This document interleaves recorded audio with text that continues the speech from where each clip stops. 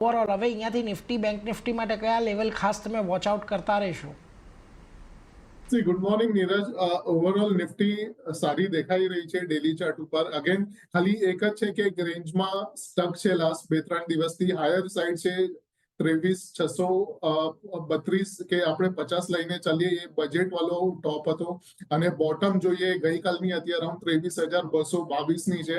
તો આ એક રેન્જમાં સ્ટક છે, તો હજી એક્સપેક્ટેડ છે કે સ્ટક રહી શકે છે અનલેસ અન્ટિલ આપણે 23,650 ની ઉપર ક્લોઝિંગ નથી આપતા ડેલી ક્લોઝિંગ બેસિસના હિસાબથી.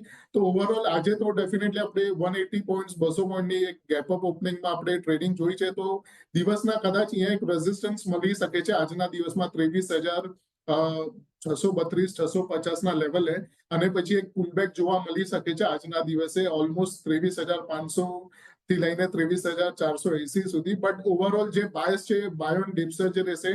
એટલે આની અંદર પણ અગર નીચે ઘટાડે મળે છે નિફ્ટી અરાઉન્ડ 23,450-480 સુધી, તો બાય કરવાની જ સલાહ રહેશે. જે મોટા સપોર્ટ ને મોટા રેઝિસ્ટન્સની વાત કરીએ, ઓલમોસ્ટ આપણે મોટા રેઝિસ્ટન્સ આગળ જ આવી ચુક્યા છે 23,650 વાળા આગળ. અને ડાઉન સાઈડમાં જે ગઈકાલનો લો હતો 23,222, એટલે 23,200 ની નીચે ક્લોઝિંગ આવે છે તો જ પેનિક સેલિંગ ફરીથી આવી શકશે.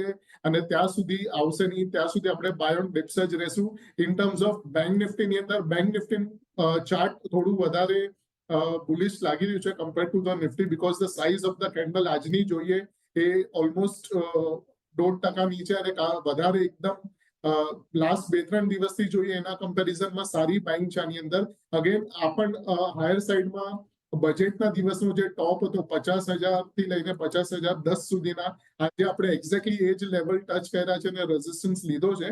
તો આજે ઇનકેસ 50,000 ની ઉપર ક્લોઝિંગ મળે છે તો આપણે ઓલમોસ્ટ 51,500 સુધીના લેવલ્સ જોઈ શકીએ છે આવતા 6 થી 7 દિવસની અંદર. અને પેનિક સેલિંગ કે આપણે જે કોશિયસ રહેશે એ લેવલ છે 48,800, એની નીચે જ આપણાને એક ફરીથી મળશે અનલેસ અન્ટિલ બેંક નિફ્ટી પણ બાય ઓન ડિપ્સ જ રહેશે.